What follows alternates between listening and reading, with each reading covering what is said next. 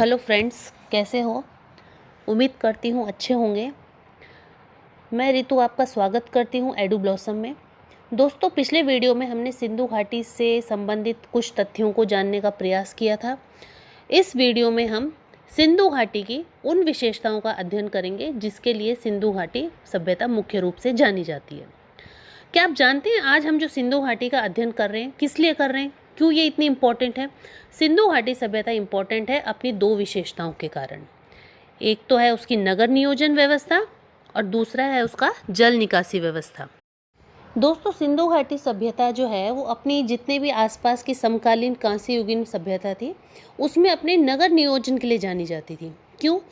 क्योंकि यहाँ के जो नगरों का निर्माण होता था वो इस तरीके से होता था कि आज के जो लोग हैं, जो आज हम भवन निर्माण करते हैं ना, वो भी उसके आगे फेल हो जाए। कैसे? देखो, हड़प्पा सभ्यता में क्या होता था कि जो नगर थे वो दो भागों में बटे हुए थे। एक नगर का हिस्सा था वो ऊंचाई पर बसा हुआ होता था, इसको हम पश्चिमी भाग कहते थे।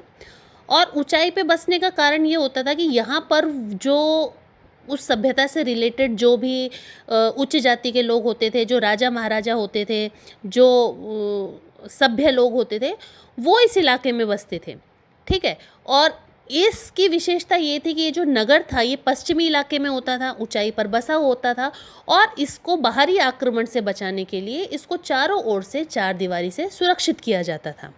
वहीं दूसरी ओर नगर का जो पूर्वी भाग होता था वो नीचे की ओर बसा हुआ होता था और जहाँ पर सामान्य लोग जो थे वो अपना जीवन व्यतीत करते थे। और सामान्य लोगों की वजह से इस भाग की चार दीवारी की ज़रूरत महसूस नहीं की जाती थी। दोस्तों, यहाँ पर एक बात ध्यान देने लायक है कि कालीबंगा से जो हमें नगर प्राप्त हुए हैं वहाँ पर जो ये पश्चिमी भाग और जो पूर्वी भाग था, इन दोनों की किलेबंदी की जाती थी। के लोग क्या करते थे, घर बनाने के लिए एक ग्रिड प्रणाली को अपनाते थे। इसमें क्या होता था, जो सड़कें होती थी ना वो सीधी होती थी और एक दूसरे को राइट एंगल पर काटती थी। दोस्तों, यहाँ पर जो मकान होते थे वो सड़क के दोनों ओर एक सीध में बनाए जाते थे जिसको बनाने के लिए पक्की ईंटों का उपयोग किया जाता था। और ये जो भवन के दरवाजे होते थे वो मुख्य सड़क पर ना खुलकर गली में खुलते थे।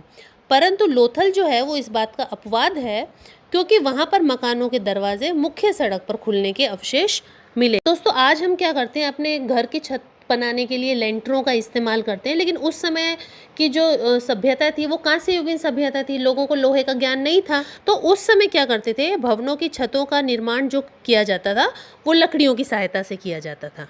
आज भी अगर हम गांव में जाते हैं तो हमें ऐसे बहुत सारे घर दिख जाते हैं जिनके जो छत होती है वो लकड़ियों के इस्तेमाल से बनाई जाती है। और दोस्तों, आपको ये बात जान के बहुत हैरानी होगी कि उस समय के जो टॉयलेट्स होते थे ना वो भी बहुत ही बढ़िया तरीके से प्लानिंग के साथ बनाए जाते थे। जैसे आप आज यूज़ करते हो ना वेस्टर्न टॉयलेट, उस टाइप के टॉयलेट उस समय देखने को मिलते थे। अब बात करते हैं हड़प्पा सभ्यता के ड्रेनेज सिस्टम की। जल निकासी जो थी वो हड़प्पा संस्कृति की सबसे बड़ी विशेषता थी क्योंकि इस टाइप की कोई भी जल निकासी की व्यवस्था उसके समकालीन मिस्र या मेसोपोटामिया की सभ्यताओं में नहीं पाई जाती थी। घर से गंदे पानियों की निकासी के लिए क्या किया जाता था, जो मुख्य सड़क होती थी उसके दोनों साइड अंडरग्राउंड नालियाँ बनाई जाती थी और जो बड़े बड़े पत्थरों से ढकी हुई होती थी। दोस्तों, आज के लिए इतना ही काफ़ी है। अगली वीडियो में नई जानकारियों के साथ फिर मिलेंगे। तब तक के लिए धन्यवाद। खुश रहिए, आबाद रहिए। अगर वीडियो पसंद आए तो लाइक ज़रूर कीजिए।